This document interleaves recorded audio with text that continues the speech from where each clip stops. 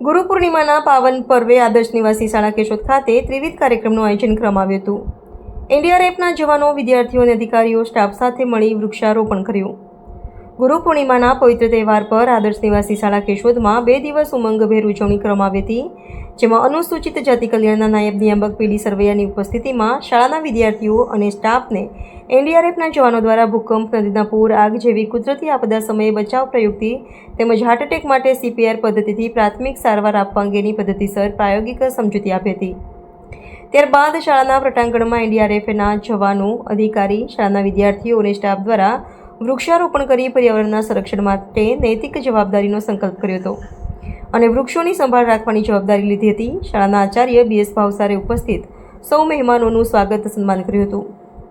આ તકે એનડીઆરએફના ઇન્સ્પેક્ટર મનજીતસિંઘે આદર્શ નિવાસી શાળાની જનજાગૃતિ અને રાષ્ટ્ર સેવાના કાર્યોમાં સહયોગ સાથે શાળામાં થતી પ્રવૃત્તિઓને બિરદાવી હતી।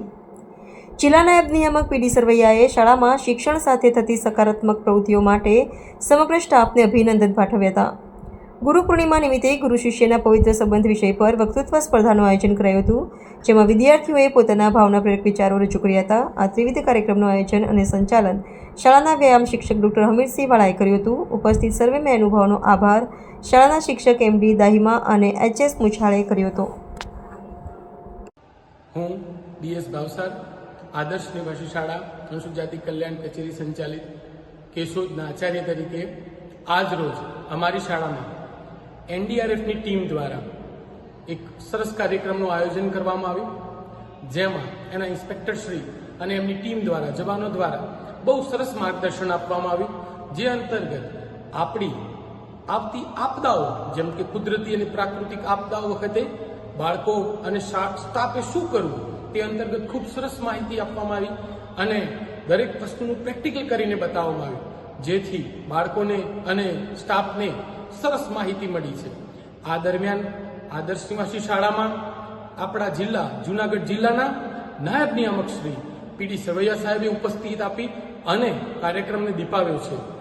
આ કાર્યક્રમ અંતર્ગત શાળાની અંદર તેમજ હું એવું કહું કે દરેકને કુદરતી આપદાઓ વખતે શું કરવું તે અંતર્ગત માહિતી હોવી જ જોઈએ, જે માહિતીનું સુંદર નિરૂપણ, પ્રેક્ટિકલ નિરૂપણ કરવામાં આવ્યું તે બદલ હું આપણી જૂનાગઢ જિલ્લાની અત્રેની એનડીઆરએફની ટીમ જે કેશોદ ખાતે છે તેઓનો આદર્શ નિવાસી શાળા પરિવાર થકી ખૂબ ખૂબ આભાર માનું છું, તેમજ માન્ય નાયબ નિયામક શ્રી જેમના કિંમતી સમયમાંથી અહીં ઉપસ્થિત રહ્યા તેમનો પણ શાળા પરિવાર વતી ખૂબ ખૂબ આભાર માનું છું। Thank you. नमस्कार सर, मैं इंस्पेक्टर मंजीत छठवीं वाहिनी राष्ट्रीय आपदा मोचन बल वडोदरा से हूं और पिछले 1 महीने से हमारी टीम केशोद तालुका में मानसून को देखते हुए तैनात करी गई है।